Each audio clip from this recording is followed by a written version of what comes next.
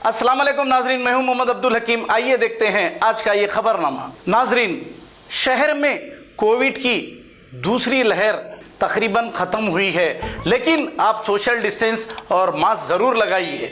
अब देखिए तीसरी लहर भी आने वाली है, ये कह रहे हैं। हमारे हबीब मिल्लत 8 महीने से लापता हैं, यानी कि मिसिंग हैं। हम सच्चाई बता रहे हैं, अगर हमें कुछ करना है तो कर लीजिए, क्यों सच नहीं पूछना हम? ये अवामी नुमाइंदे हैं, अवाम ने इन्हें वोट डाला है इनकी खिदमत करने के लिए, और फिर ये 8 महीने से है कहाँ जनाब, है कहाँ बताइए। अब कुछ लोग सच्चाई से बहुत चिढ़ते हैं, लेकिन सच्चाई सुनने वाले भी हैं। कुछ लोग न्यूज़ बता रहे हैं, सच के नाम से झूठी न्यूज़ बता रहे हैं, लेकिन कौन ले जा रहा है? बोलने से डर रहा है। बड़े अफसोस की बात है, हम हबीब मिल्लत को ढूंढना चाह रहे हैं 8 महीने से।